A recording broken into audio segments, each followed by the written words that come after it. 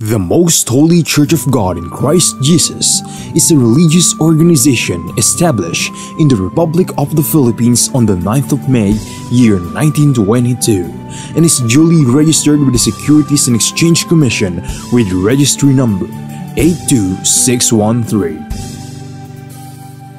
Through faith in the truth revealed by the Holy Scriptures of the Bible, the administration as well as the entire brethren of the Church believe that it is the Most High God, the Lord Christ Jesus, who established the Most Holy Church for the sole purpose of proclaiming Him as the only one true God and Savior whom we should worship and serve with our whole lives, and that He is no other than the Lord Christ Jesus, who manifested in the flesh, and that the Most Holy Church of God in Christ Jesus is His chosen way for us to deliver from our sins and eternal damnation.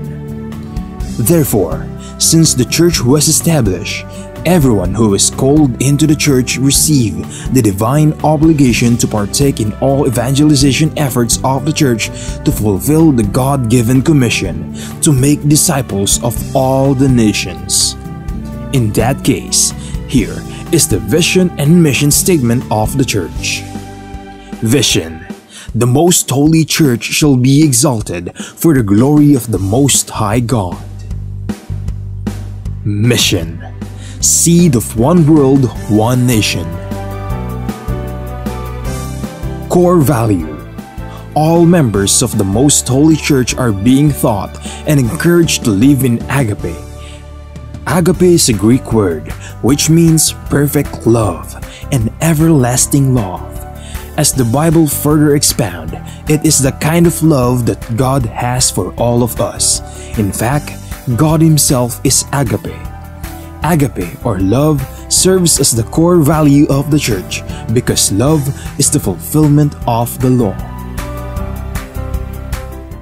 Ownership and administration: the Most Holy Church of God in Christ Jesus fully believes and proclaims that her sole owner is no one but the Most High God. He is the only King who reigns all over the Church. Everything the Church achieve and will achieve in the future are the works of God.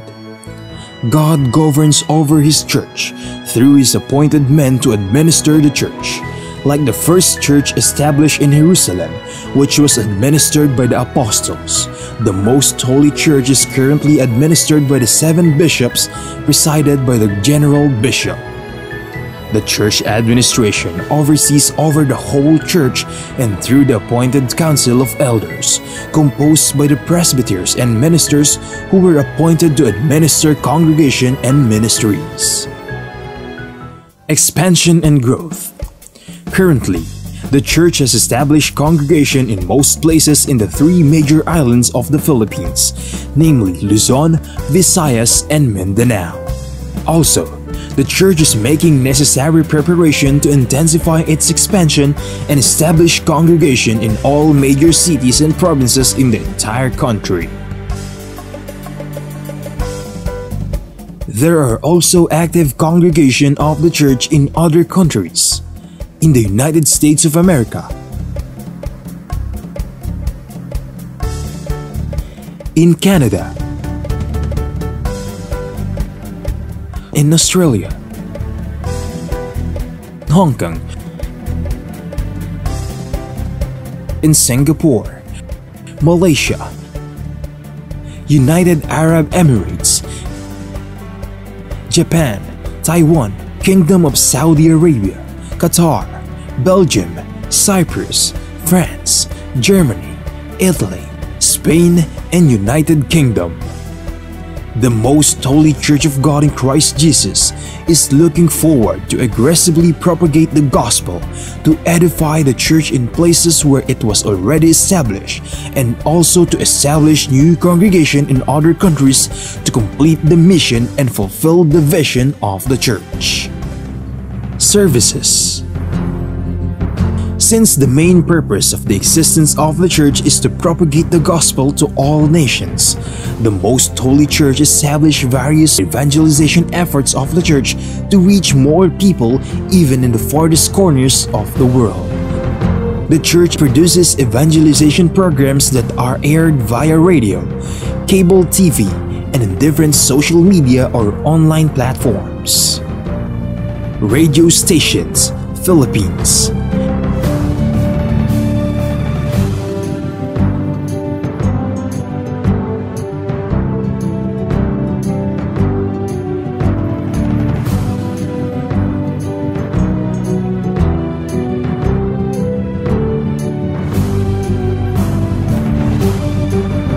Cable TV channels.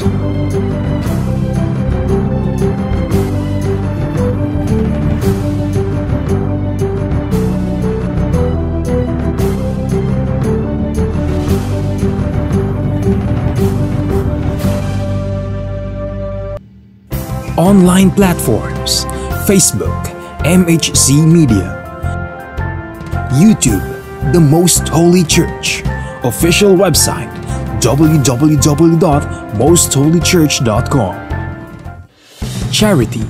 Aside from actively upholding evangelization efforts, the Most Holy Church is also active in charity works. Here are some of the ministries of the Most Holy Church established to serve both members and non-members of the church. Lingap Agape Ministry. The church established the Lingap Agape Ministry, which engages in community services like goods and charity donations, feeding programs, blood donations, and other services to cater church members and non-members who are in need. Damayang Kristiyano. On May 1, 2004, the church administration established the Damayang Kristiyano Ministry that aims to help the needs of the family of a deceased member of the Most Holy Church, especially in their burial expenses. Schools. Pristine Heritage Academy, formerly known as Pristine Learning and Tutorial Center. The Pristine Heritage Academy was established by the Most Holy Church in February of 2009. The school is open to all church members and non-members alike for the fulfillment of a part of the Most Holy Church community service. Mahanaim Evangelical Academy. The church administration aimed to give standardized education and training to church members who aspire to become missionary workers and ministers of the church. Thus, in 2018, the church administration established the Mahanaim Evangelical Academy that provides classroom lectures and on-the-job training so that aspirants to partake in the Lord's mission may be molded to become a proud messenger of God. The Mahanaim Evangelical Academy mainly holds its training in Gabay Center, the training facility of the Most Holy Church located at Barangay Sumalo, Municipality of Hermosa, Province of Bataan, Philippines. The Centennial Celebration of the Most Holy Church. The Most Holy Church of God in Christ Jesus recently celebrated its 100th anniversary on the evening of the first day of May 2022 at the Gabay Center, the newly built facility of the church situated at Barangay Sumalo, Municipality of Hermosa, in the province of Bataan, Philippines. On the morning of the same day, the church held the inauguration and dedication of the Gabay Center. The Gabay Center is a training facility of the church built through the favor of God and the collective efforts of the entire brethren from around the globe. From the proud members of the church, we are inviting you to join us and be a member of the Most Holy Church of God in Christ Jesus, so that we may share the ever-abounding favor of God towards His beloved children. Please take time to listen to the preaching of all the topics composing the lessons of spiritual salvation, so that we may share to you the teachings and doctrines of the Most Holy Church, which are purely based on the Bible that will lead us to our soul's salvation.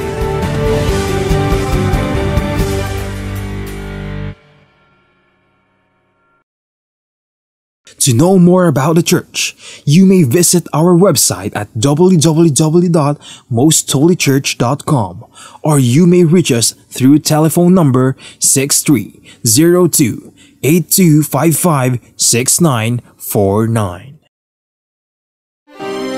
Maraming tanong, Maraming sagot. Maraming haka-haka at maraming mga katha. Nagsasalimbayang mga paliwanag. Gaya ng hangin ng aral na nagdadala sa tao sa magkabi-kabilang paniniwala. Ngunit, isa lamang ang dapat matanghal. Ang sagot ng Biblia.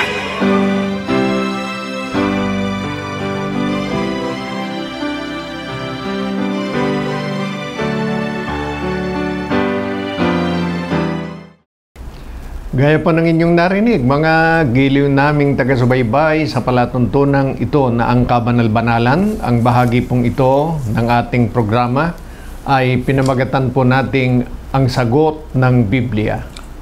Welcome po mga kaibigan, magandang araw po sa inyong lahat. Muli pong sumasa inyo ang bahagi ito ng ating palatuntunan, ang sagot ng Biblia under the umbrella program na ang kabanal-banalan. So ipinag-aanyaya din po natin yung ibang mga araw na tayo po ay may programming, especially everyday po meron tayong programming dito sa impilang DWBL 1242 kHz.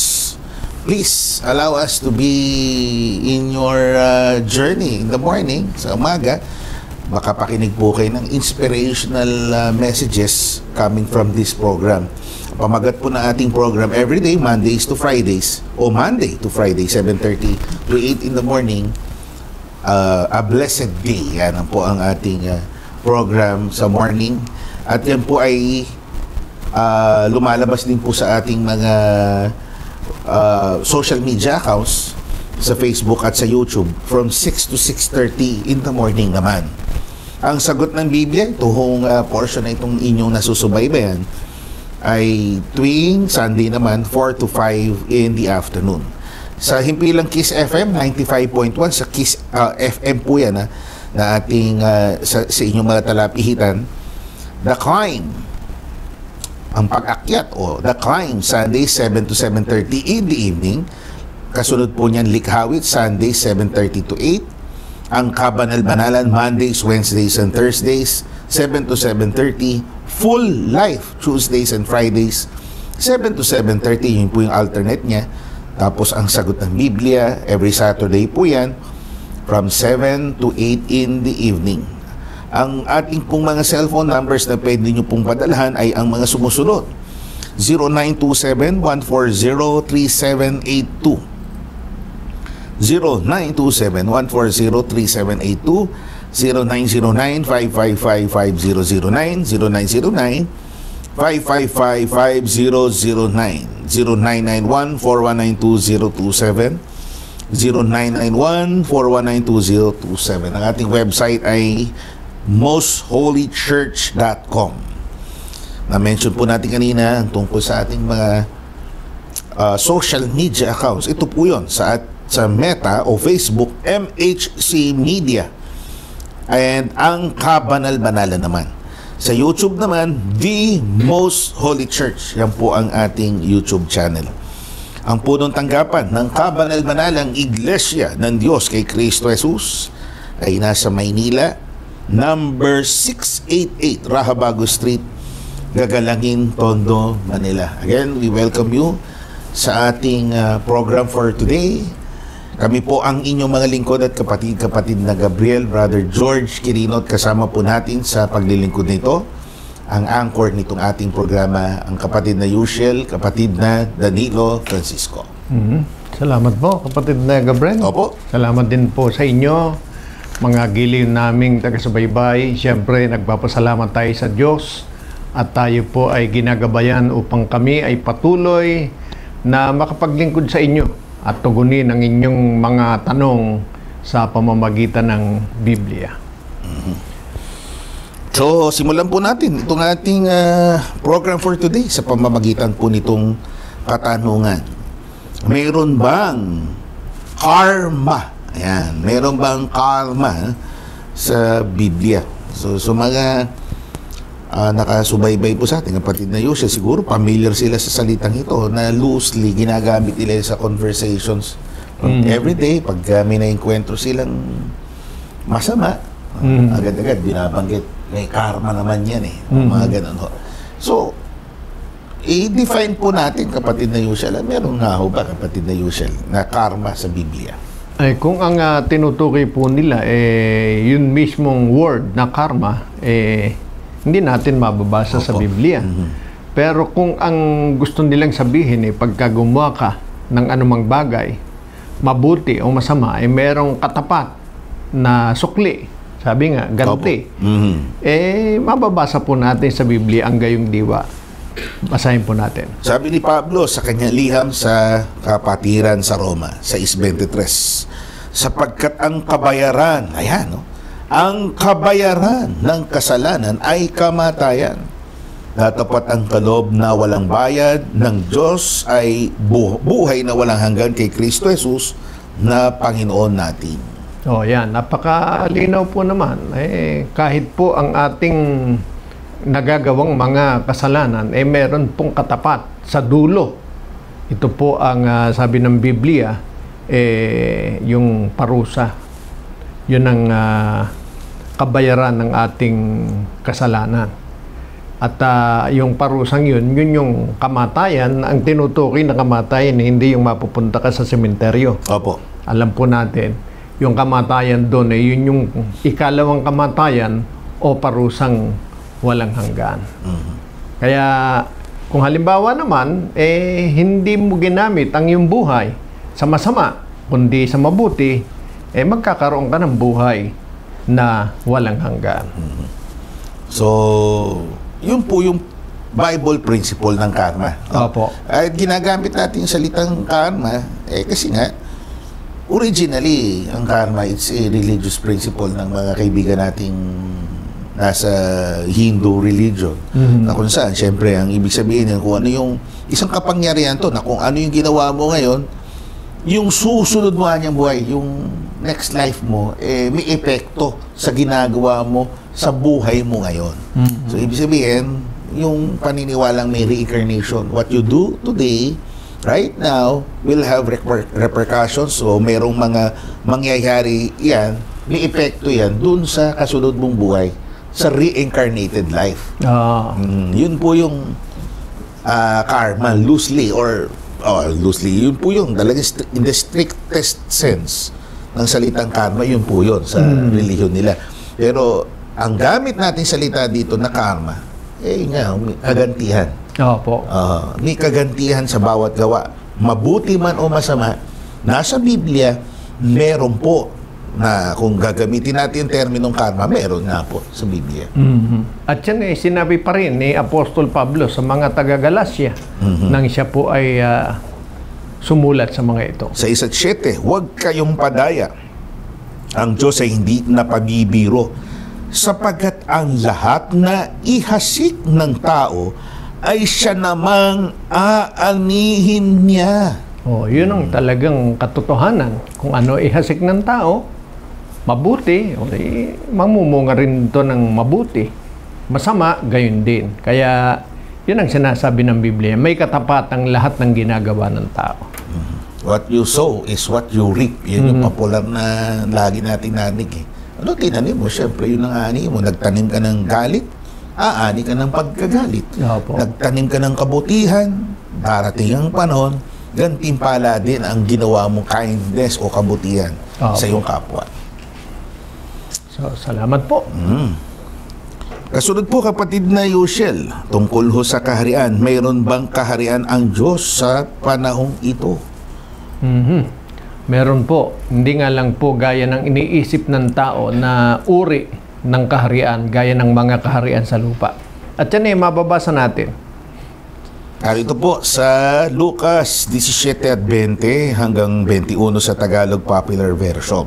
Minsan, si Jesus ay tinanong ng mga Pariseo kung kailan itatatag ang kaharian ng Diyos. Sumagot siya, ang pagsisimula ng paghahari ng Diyos ay walang makikitang palatandaan at wala ring magsasabing nagsisimula na roon o rini, sapagkat ang totoo'y nagsimula ng maghari ang Diyos sa puso ng mga nananalig sa Kanya. Yan. Merong kaharian ng Diyos at yun nagsisimula na.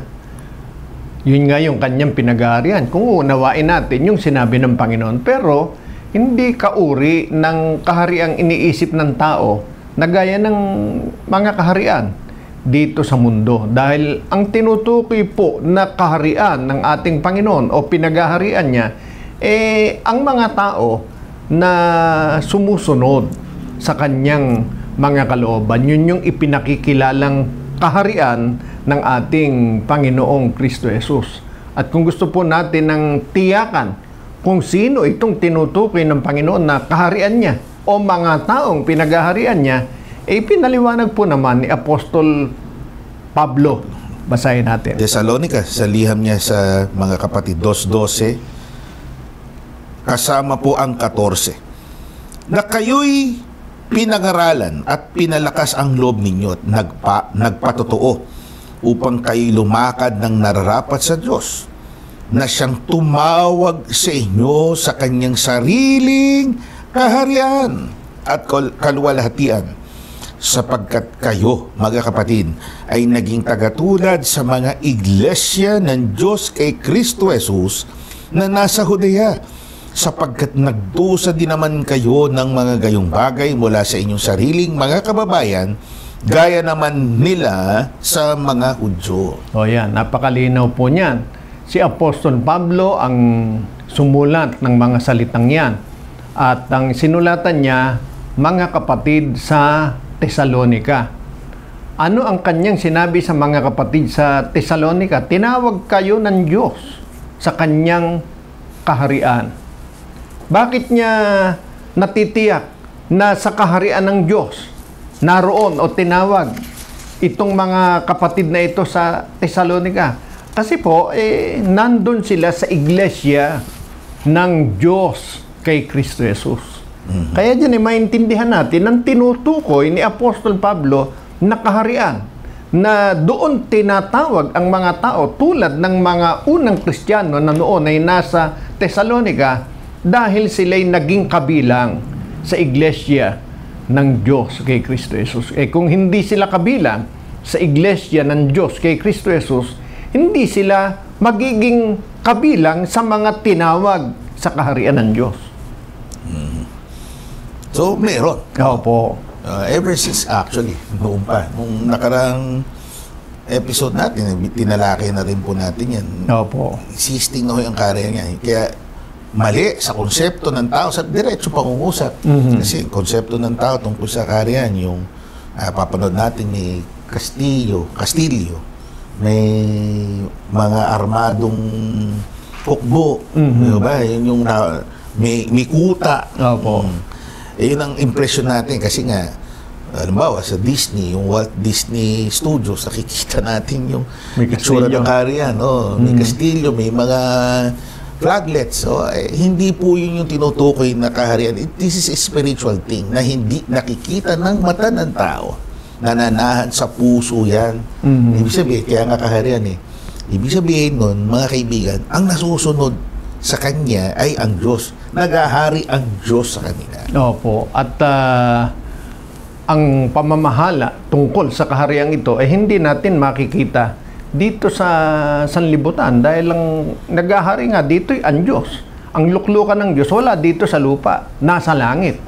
Kaya bagaman nandito sa lupa ang kanyang pinag-aharian, ang gobyernong sumasakop dito, wala dito sa sanlibutan, kundi nandoon sa langit dahil Diyos ang nag-ahari sa kahariang ito. At ito po ang ipinakikilala ni Apostol Pablo na kinabibilangan ng mga tinawag ng Diyos. So, there we are, mga kaibigan.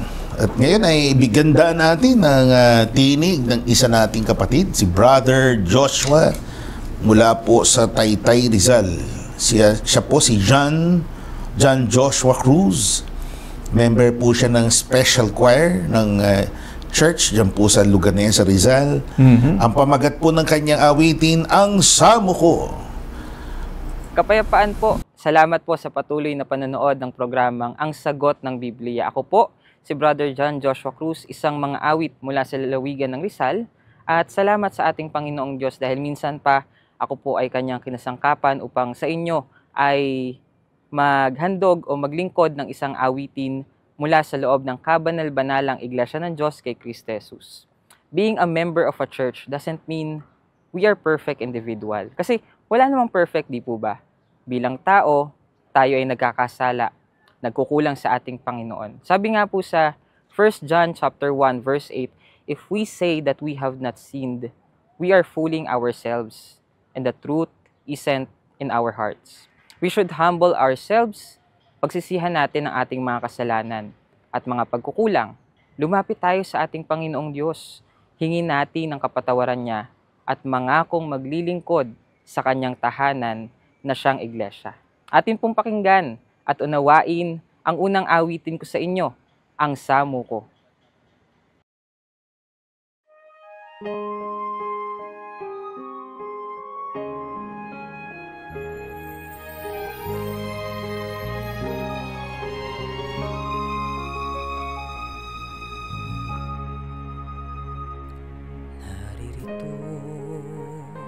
Akong hamak na alipin mo, humaharap na. Makasalanan sa'yo sumasamo. Ako'y pakalinisin mo at bihisan ng dakilang kalwalhatian mo. Nangangako sa tahanan mo, ihahandog buhay at lakas na bigay mo, sisikapin. Masunod ang nais mo, ang maglingkod sa'yo, ang siyang maging buhay ko. Naririto, ako'y humaharap sa'yo, pilit iniaabot ang kamay ko. Lumuluhod at nagmamakaawa, sana ako'y pakalinisin mo at ibilang tanggapin na anak mo. Ang samo ko, ako'y linisin mo.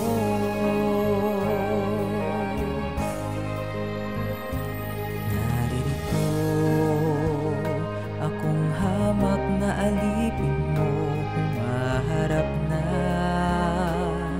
Makasalanan sa'yo sumasamo.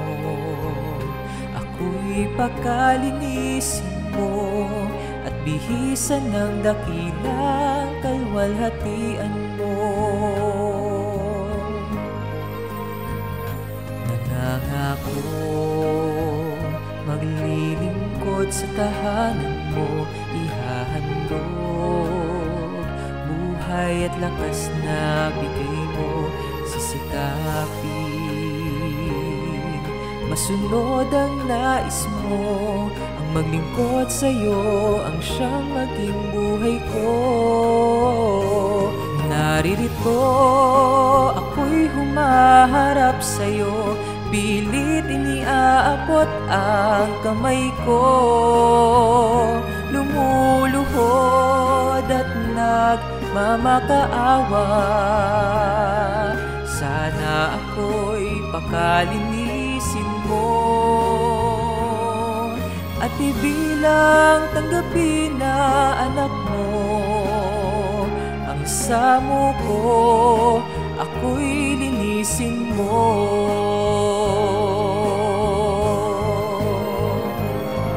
Handog ko ang aking katapatan,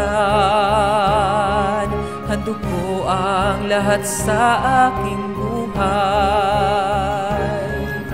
Ama, tulungan mo ako sa pangako kong ito, upang ako'y walang hanggang makatahan sa piling mo.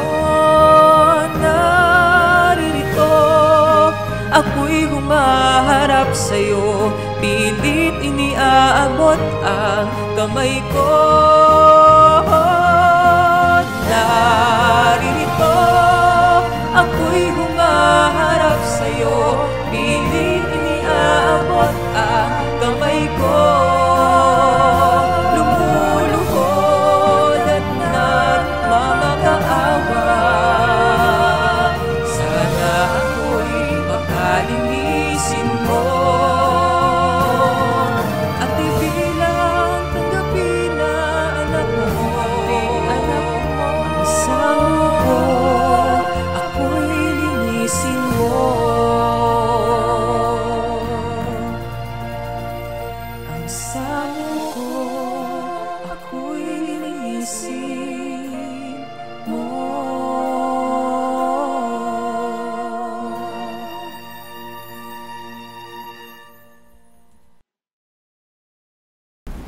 Maliwanag ang samo, kapatid Opo. na Gabriel. Yan po yung panalangin, ika nga, hindi wish, panalangin, samo ko, hiling sa Panginoon. Panginoon. So, there we are. So, at you will still be hearing a lot of our brethren, mga kapatid natin, mga brothers and sisters na nasa music ministry.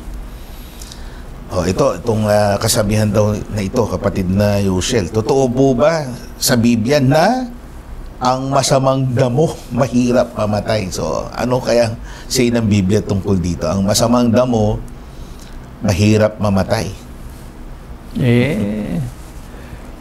Kasabihan lang po yun. Opo.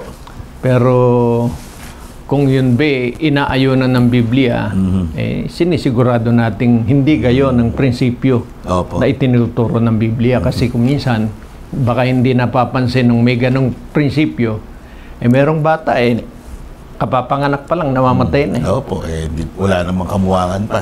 Hindi mo pwedeng sabihin masama siya. Yung kasabihan kasi niya, ng palagay ko, yun naman siguro talaga galing.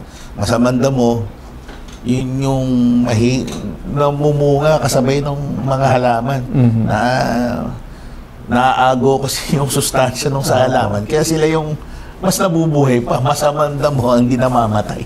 Opo. At naitulad yan sa tao. Kung masamang tao, mahaba daw ang buhay. Tingnan natin kung ano sinasabi po ng Biblia. Sabi ni Pablo sa mga kapatid sa Roma, 14:7 hanggang 8, sapagkat ang sino man sa atin ay hindi nabubuhay sa kanyang sarili, at sino man ay hindi namamatay sa kanyang sarili. Sapagkat kung nangabubuhay tayo, sa Panginoon tayo nangabubuhay. O kung nangamamatay tayo, sa Panginoon tayo nangamamatay.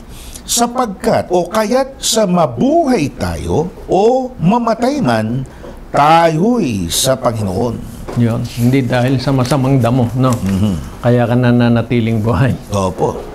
Kung yan ang logic, mga kaibigan, kapatid na Yushel, siyempre, yung mga sinaunang mga tao, haba ng buhay nila, si Metusael, si Adan.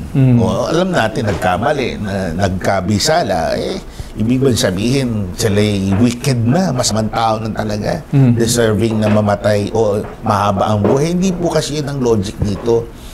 Ang sabi ng kasulatan, sa mamatay man tayo, na madalian o mabuhay tayo, dumawig ang ating buhay. Nasa desisyon po yun ng ating Panginoong Diyos. Yeah.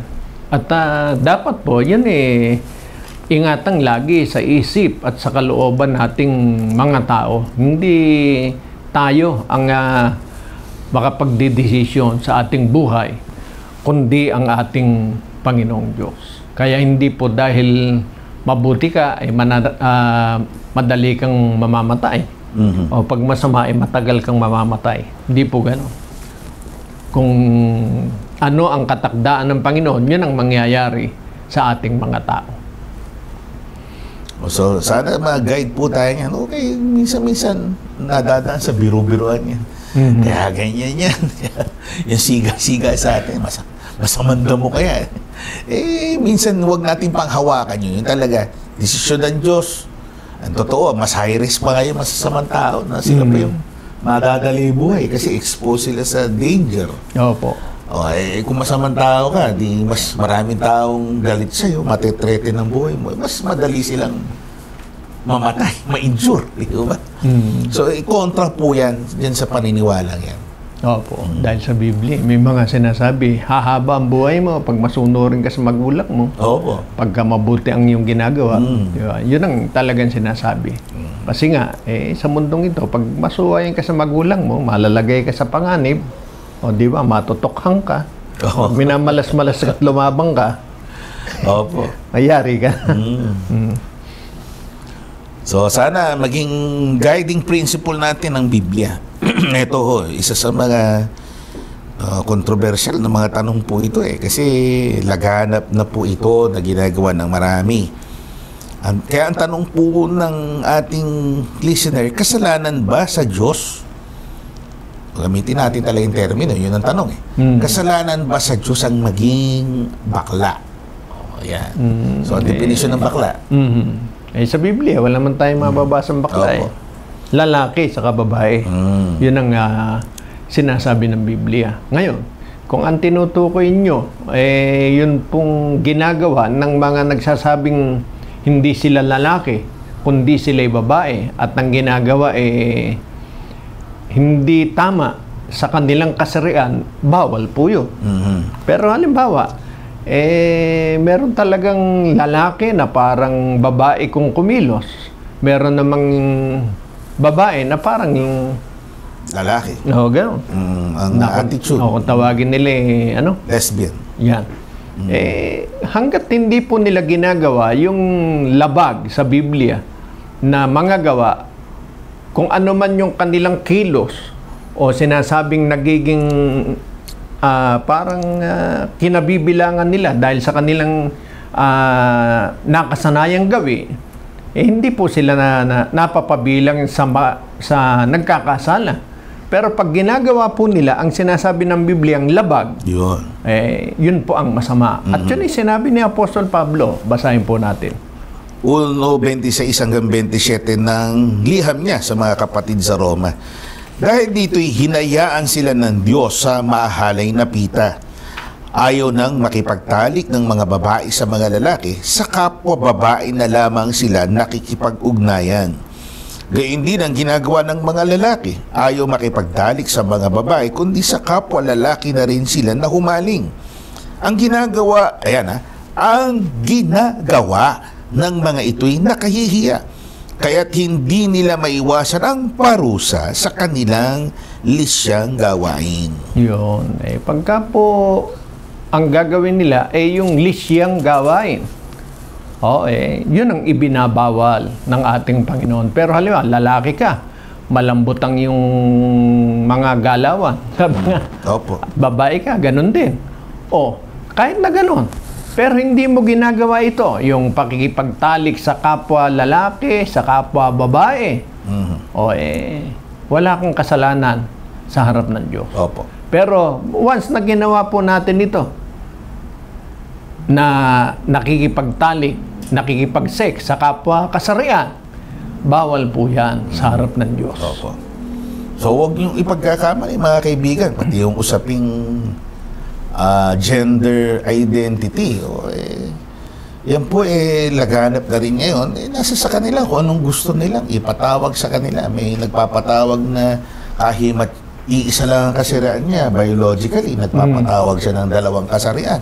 Gusto niyang ina-address siya as them or they, na defying English grammar principles. Nasa sa kanila po yun. Pero as far as the Bible is concerned, yung gawa mismo ng pakikipag-ugnayang sexual, yun yung ikapapahamak, diretsong pag-uusap. Pero kung yung mga identity lang, tsaka yun nga, yung kilos, mag-islaw, gamitin natin yung termino dati nung bata pa kayo. Yung medyo may pagkending na lalaki. Minsan natatawa na lang tayo. Yung nga, sinasabi natin madalas, yung mga yan mga produktibong, mga mamamayan yan ng ating lipunan. Bakit ba natin sila pipigilan sa kanilang kaligayahan? Pero, kung kami tatanungin, Biblia ang tatanungin, wala nga tayong pakialam sa buhay nila, syempre. Ngunit, kung pag-uusapan ng spiritual na katayuan ng tao, yun ang hindi humungkay, yung sinasabi, babala, iwasan na natin yun. Yung ugnayang sexual, yun yung talagang ikapagkakasala ng tao. At yan wala pong iniwan doon sa lalaki na may asawa, makikitungo sa hindi niya asawa. Ganun lang din po yun. Kasi ang sinasabi ng mga ganyan, walang appeal sa akin kung lalaki siya, walang appeal sa kanya yung babae. Mas na-attract siya sa kapwa niya lalaki. Pagsubok po sa atin yan. Pero hindi ibig sabihin, kung na-attract tayo doon, ipinahihintulot na ng Diyos na makipagtalik tayo sa kapwa natin.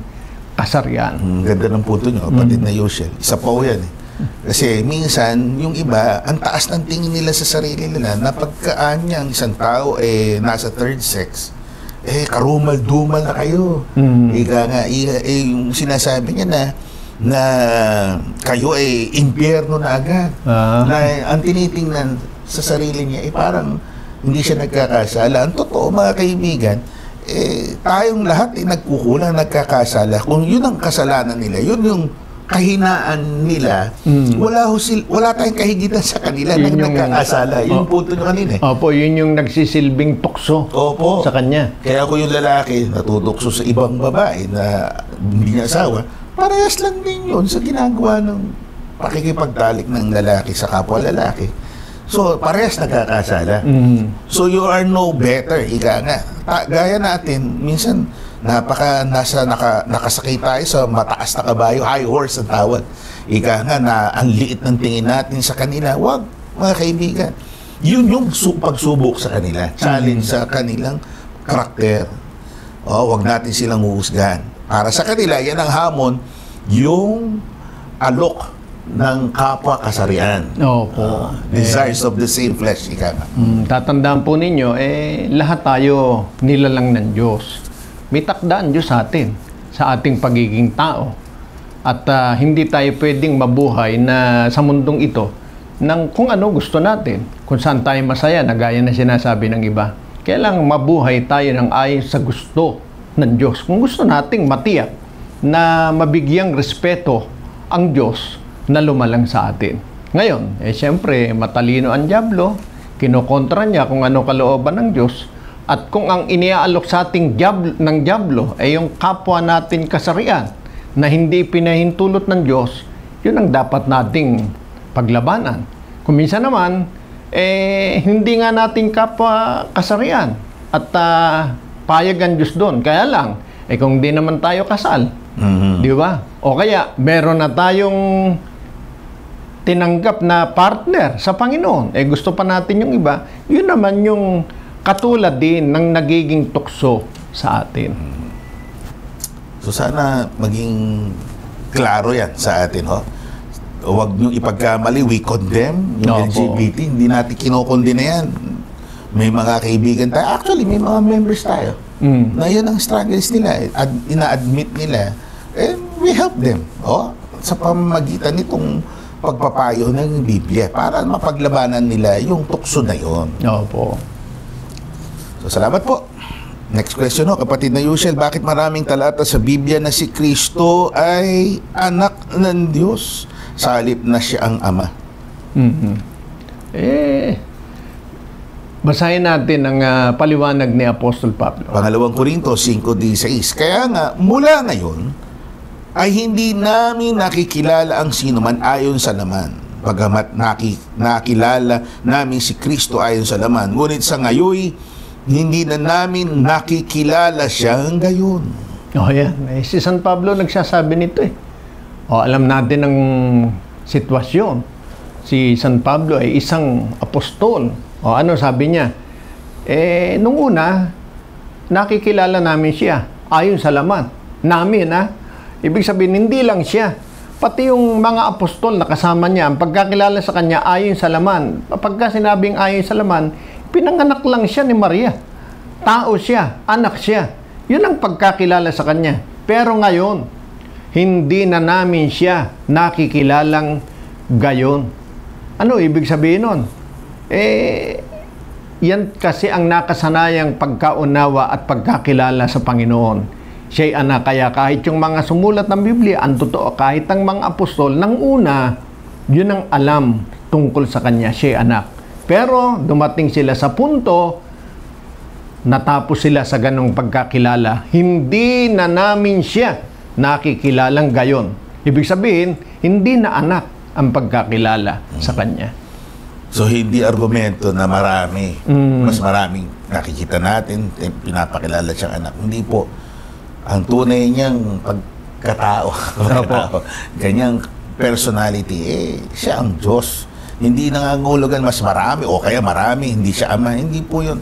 Hindi po paramihan yan. Opo. Hindi, dapat unawain natin, nag-grow, gaya ng mga apostol at first, syempre, sino ba naman, ang agad-agad na makikilala nila, nakita nila, sinilang siya, ordinaryong anak ng isang Hudyong karpintero. O, di... Anak talaga. Malaki, anak talaga. Nakita niya, niluwal ng babae. Opo. O, di... Habang lumalaki, narinig nila ang pangungusap, na nangungusap ng wisdom, pangangaral, doon nila na-realize na hindi po ito anak, hindi siya talaga siya yung anak na in the sense na gaya nating tao. So, kung di na-realize nila, sabi ni Pablo, hindi na namin siya nakikilala ngayon. Nag-grow kami. Nakilala namin siya talaga ang tunay na Diyos. Opo. Kaya pagka halimbawa, ipipilit pa natin at tatanggihan natin na ang Panginoong Kristo Jesus, siya rin yung Ama, siya rin yung Anak. Pagka hindi natin tinanggap yon, alam po ninyo, masama yun. Gaano po kasama? Basahin natin sa unang Juan, o ikalawang Juan 2:22. Basahin natin. Sino ang sinungaling kundi ang tumatanggi na si Jesus ay siyang Kristo? Ito ang Antikristo sa makatwid ay ang tumatanggi sa Ama at sa Anak. O yan, napakalinaw. Meron bang tumatanggi na si Jesus ay siyang Kristo? Literally. Pagka iintindihan natin, wala. Tanggap ng lahat yung Jesus yun ang Kristo. Sabi ni San Juan, meron. Sa makatwid bagay, ang tumatanggi sa Ama at sa Anak. Ano yung ibig sabihin? Pagka pinag-iiba natin yung Ama saka yung Anak, sinasabi nating magkaiba yun, iba yung Anak, iba yung Ama, para mong sinabing iba yung Kristo sa Jesus. Di ba? Kaya, sino ang Antikristo? Ang katulad nun, ginagawang iba yung Jesus at yung Kristo. Pero sa totoo lang, isa lang yun. Yun din ang ibig sabihin ni San Juan, Ama at Anak. Hindi mo pwedeng pag-ibahin yun. Pagka pinag-iba mo yun sa isip mo, sa puso mo, makakabilang ka sa Antikristo. Masama po yun. Kaya sana, maunawa natin to, mahikaya tayo sa pananampalataya na ang Panginoon nakilala man ng una na anak, tularan natin ng mga apostol. Hindi na natiling gayon, kundi ipinakilalang siya ang Ama. Very good. Salamat po. Pakinggan natin ang huling awitin ni Brother John o Brother Joshua. Lalo kitang nakikilala. Lalo kitang nakikilala. As we go on with our spiritual lives, we came into realization kung sino talaga ang ating Panginoong Kristo Jesus. Salamat po at patuloy niyo kaming sinasamahan dito po sa programang Ang Sagot ng Biblia. May mga katanungan po ba kayo? Send nyo na po sa aming social media account at sasagutin po ito sa pamamagitan ng mga banal na kasulatan. God gave us things that we need, material as well as spiritual. Gumagawa siya sa buhay natin ng mga bagay na kamangha-mangha. And because of this, we should proclaim what is written in Psalms 86, verse 10. For you are great and do marvelous deeds. You alone are God. Siya lamang ang Diyos na dapat nating sasambahin, pupurihin at paglilingkuran, hindi dahil lamang sa kanyang mga mabubuting gawa sa atin, ngunit dahil sa kanyang kadakilaan. Atin pong lalong kilalanin ng ating Panginoong Diyos sa awiting may pamagat na Lalo Kitang Nakikilala.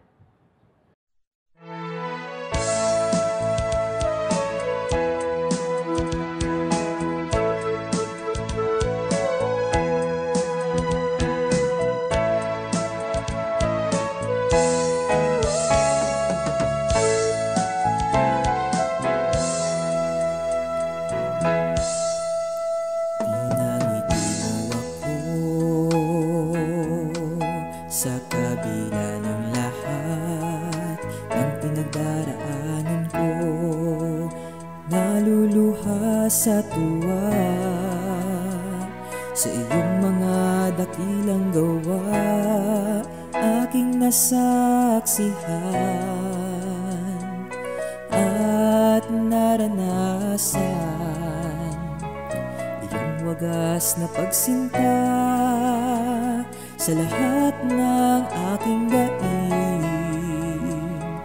Ikaw ay nakinig at iyong kinalingan. Pinangiti mo ako sa kabila ng lahat ng pinagdaraanan ko. Naluluha sa tuwa sa iyong mga dakilang gawa. Aking nasaksihan at naranasan iyong wagas na pagsinta sa lahat ng aking daing. Ikaw ay nakinig at iyong kinalingan. Lalo kitang nakikilala, kalwalhatian mo'y pagkaganda-ganda. Sa tuwing aking minamasdan, pag-ibig mo walang hanggan. Bumabalong ang iyong kaawaan at saganang ibubuhos sa akin bilang sisidlan. Naging mapalad sapagkat ako'y iyong iniibig. Naging sapat at ikaw ang sa akin ang lahat-lahat. Sa tuwing nalulungkot, hinahatan mo ng saya. Sa tuwing nababalisa, binibigyan mo ng pag-asa. Ikaw ang aking sandigan, aking naging kanlungan. Ikaw ang aking naging lakas upang lahat ay mapagtagumpayan. Lalo kitang nakikilala, kalwalhatian mo'y pagkaganda-ganda. Sa tuwing aking minamasdan, pag-ibig mo walang hanggan.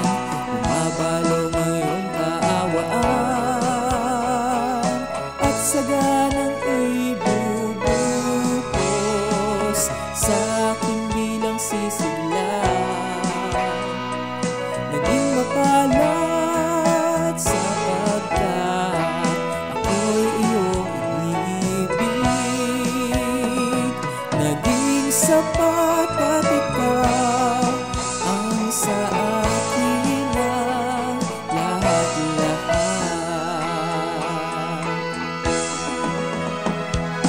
Lalo kitang nakikilala, lalo kitang minamahal, lalo kitang paglilingkuran, lalo kitang sasambahin, lalo kitang paglilingkuran. Ngayong lubos na kitang nakikilala.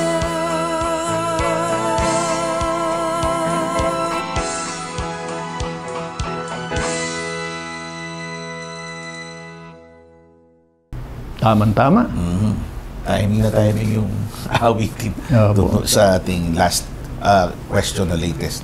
Next question, time travel naman. Ano rin time travel? Totoo po ba ang time travel o time traveling? So, yung concept na yan, science fiction yan, of course. Yung may sinakyang machine, time travel machine, para aeroplano, upuan, na mechanical, na inimbento para pag sumakay ka nga naman doon, gaya nun sa Back to the Future, sumakay sa kotse, tinamaan ng kidlat para nagkaroon ng lakas ng kapangyarihan yun. Tapos mabilis na tumatakbo beyond the speed of sound, okay, the speed of light. Tapos nawala, naglaho. Yung pala, may sinit na lugar o araw o taon kung kailan siya magbabalik in time. Marami na nangyaring ganyan. Yan science fiction. Back to the Future, Somewhere in Time, yung mga panon. Alata tuloy yung edad natin, kapatid na Yusel. Nung nabubuhay pa si Christopher Reeves yan Kung sa tao, imposible po yan. Pero sa Diyos, sigurado kaya yan. Kasi hindi naman time travel to. Ito yung katangian ng Diyos. Opo. Diyos lang po makagagawa niyan. Basahin natin. Halito po. Aklat ng mga awit 92. Bago nalabas ang mga bundok o bago mo nilikha ang lupa at ang sanlibutan mula nga ng walang pasimula hanggang sa walang hanggan. Ikaw ang Diyos. Yan. Ang Diyos mula sa walang pasimula hanggang sa walang hanggan. Diyos siya. Walang pagbabago. Kaya hindi pa man tayo dumarating doon sa dulo, nananatili. Yun pa rin ang kanyang tiyak na kalagayan. Hindi actually time travel yung ginagawa niya. Kasi hindi naman siya nasasakop ng panahon. Opo. Self-existing ang Diyos So, yung concept na yun, sa Diyos lang nangyayari yun. So, ibig sabihin, hindi po pwede mangyari yan sa tao. So, inulit po natin, yan po product of science fiction. We should enjoy that. Yung mga palabas na superheroes, may nag-time travel, time heist. Ang tawag nag-travel sila, hiwa-hiwalay para kunin yung mga bato, etc.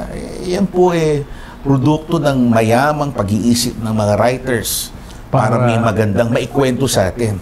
Pag naikwento na isa pelikula na, matuwa tayo, masiyahan tayo dun sa ganung klase ng pagkukwento. Pero seryoso na may time travel, wala po nung tinuturong Biblia. Salamat po. Sana po huwag tayong maniniwala dyan. Pwede na mag-time travel para nabantayan natin yung kulay ng buhok natin. Kasunod po, bawal po ba sa Biblia ang abortion? Ito, isa na namang controversial na tanong, kapatid na Yusel. Bawal po talaga yan. Dahil wala po sa kapangyarihan ng sino man na kitlin ang buhay niya. I-define natin, kapatid na Yusel, ang abortion. Abortion is the premature termination of life. Doon sa sinapupunan. Life na yon, kasi contention ng iba. Kasi when did life start? Yun, sinasabi nila. Tutuloy natin yan. Basahin po natin yung talata. Sige po.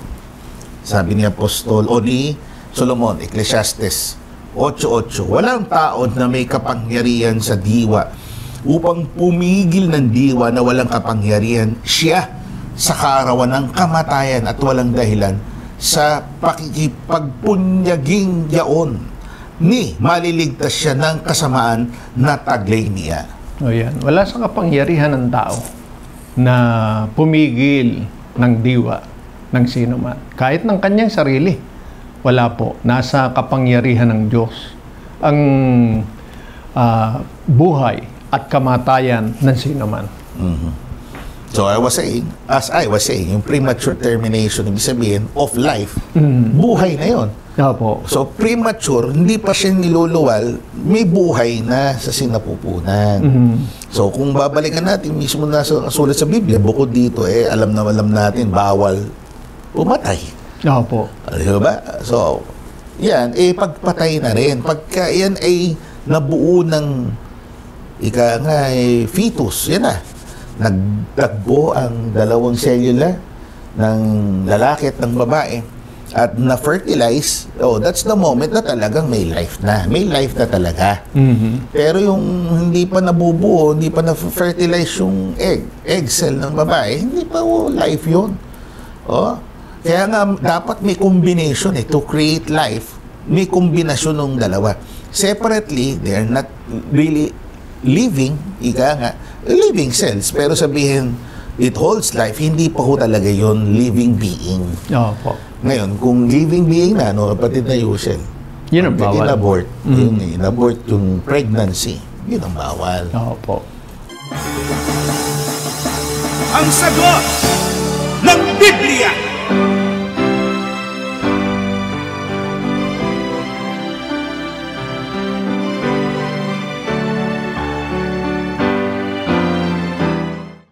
So, last question. Napapanahon dahil tayo po it's either we're celebrating Black Saturday or Easter Sunday na. So, nandun po tayo sa panahon ng Kwaresma. So, itinuturo ba ng Biblia ang pagdiriwang ng Pasko ng pagkabuhay o Easter Sunday? Pagdiriwang, pag-alaala, hindi masamang alalahanin ang pagkabuhay na mag-uli ng ating Panginoong Kristo Jesus. Pero kung ang paraan gaya po ng kaugaliang ginagawa ng iba na may pinaghango ang tradisyon Opo, o na pagano, yun ang bawal. Opo. Kasi paano ba ang istorya niyan, kapatid na Gabriel? Yun po, yung sari-sari, gaya ng paghahanap ng kinulayang itlog, yung Easter eggs. Tapos may involvement din ng kuneho. May paborito niyong termino, kuneho. Yung kuneho. Rabbit. Yung Easter bunny. Tapos may patimpalak pa na hanapin yung Easter eggs. Makatagpo niya, may gantimpala. Di ba? May mga ganyan. Kasamahan palad, mayroong mga nagpapakilalang Christian churches. Ginagawa po nila yan every Easter Sunday. Opo. Okay kung ginagawa nila yan, kasi Bukas wala yun, sa bukas. Biblia. Bukas. Opo. Well, actually, if we are now, nasa Sunday po tayo, actually, today, meron na rin na nagse-celebrate ng Easter. So, hindi ko biblical, dinediretso po natin, it's pagan. Pagano po yan? Yung mismo ang tawag na Easter, it's, bagamat mababasa natin sa Biblia, yan si Ashtaroth, isang paganong Diyos-Diyusan. So, in other words, yung celebration itself na, limbawa, meron tayong may pagharap sa araw, pagka meron tayong services na the risen Christ, sinasabi nila, ang nabuhay na maguli na Kristo, meron no tayong pagsisimba o pagsamba na madaling araw na nakaharap sa pagsikat ng araw. Yan po yung medyo pagan kasi nga it traces its roots sa pagsamba sa araw. Na noon lang naman ginagawa nila dahil yun daw yung araw ng pagkabuhay na maguli. Opo, itaon nila. Ika nga. Ngayon, if we're just commemorating the risen Christ, siguro wala namang problema. Pero yung accompanying pagan customs, yun yung dapat ingatan natin. Kasi yun ang outright na sinasabi na nakikisamba tayo sa Diyos-Diyusan. Nakikipamatok sa ng kabilan. Opo. Bawal po yun. Basahin natin. Pangalawang Korinto 6:14, huwag kayong makipamatok ng kabilan sa mga di nagsisisampalataya sapagkat anong pakikisama mayroon ang katwiran at kalikuan o anong pakikisama mayroon ang kaliwanagan sa kadiliman. Yan. Yan ang katulad po niyan.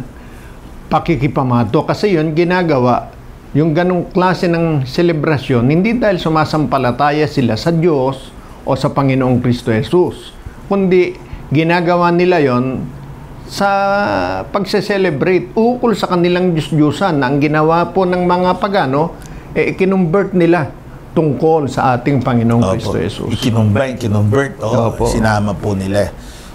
So, may mixture. Kaya sabi ni Pablo, huwag kayong makipamatok. Opo. Kung ginagawa nila, katuwaan naman, wala naman silang, siguro wala, harmless, no? Na mayroon silang kinulayan, pero nandun pa rin kahit pa paano, nandun pa rin na merong semblance May semblance ng paganism. So, ingat po tayo doon. Hindi sa ganong paraan tayo dapat na nag-celebrate ng pagkabuhay na maguli ng ating Panginoong Jesus. Sa halip, ang itinuturo ng Biblia, alalahanin natin, yun ang nasusulat, at yun ay napakahalaga. Kung bakit, ang pagkabuhay na mag-uli po kasi ng Panginoong Kristo Jesus, isang mahalagang bahagi ng doktrinang Kristiyano. na may malaking kinalaman sa ating pagiging Kristiyano. Basahin po natin. 15:13, unang Korinto, datapat kung walang pagkabuhay na maguli ng mga patay, ay hindi din nga muling binuhay si Kristo. Yan. Kung walang pagkabuhay na maguli, ang tinutukoy, yung pagkabuhay na maguli ng mga lingkod ng Diyos.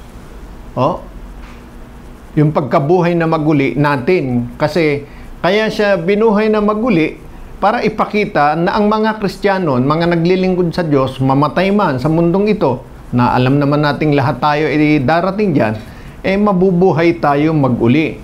Kung walang pagkabuhay na maguli, di hindi na sana binuhay ang Panginoong Kristo Jesus. Pagka hindi ba binuhay ang Panginoong Kristo Jesus, may kabuluhan ba yung paglilingkod natin? Basahin nga natin yan. Unang Tesalonica 4:13 hanggang 17. Ngunit hindi namin ibig na kayo'y di makaalam, mga kapatid, tungkol sa nangatutulog, mga nangamatay, upang kayo'y huwag mga lumbay na gaya ng mga iba na walang pag-asa. Sapagkat kung tayo'y nagsisampalatayang si Jesus ay namatay at nabuhay na maguli, ay gayon din naman ang nangatutulog kay Jesus ay dadalhin ng Diyos na kasama niya. Sapagkat ito'y sinasabi namin sa inyo sa salita ng Panginoon na tayo nangabubuhay, na nangatitira hanggang sa pagparito ng Panginoon, ay hindi tayo mga uuna sa anumang paraan sa nangatutulog. Sapagkat ang Panginoon din ang bababang mula sa langit na may isang sigaw, may tinig ng arkanghel, may pakakak ng Diyos, at ang nangamatay kay Kristo ay unang mga bubuhay na maguli.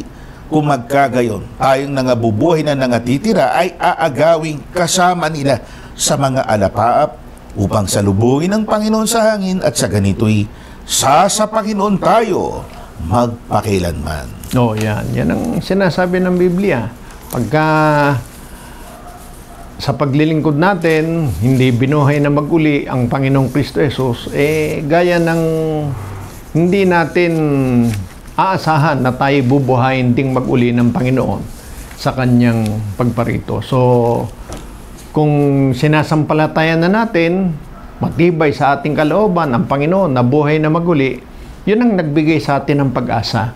Tayo man, lisanin man natin ang mundong ito, mabubuhay tayong maguli, makakasama tayo ng Panginoon doon sa kanyang kinaroroon ng langit mula sa araw ng kanyang pagparito. Kaya alalahanin nating palagi na hindi mawawalang kabuluhan ng ating paglilingkod at pinatunayan ito ng pagkabuhay na maguli ng ating Panginoon. Maraming salamat po, kapatid na Yusel, at sa inyo na aming pong tagatangkilik. Sa bahaging ito ay magpapasalamat po tayo sa Panginoon, at ukol po dito ay pangungunahan tayo sa panalangin ng ating kasama sa paglilingkod na ito, ang ating minamahal na kapatid, isa po sa mga presbitero ng Kabanal-Banalang Iglesia, ang kapatid na George Quirino, kapatid na Gabriel. Maraming salamat po.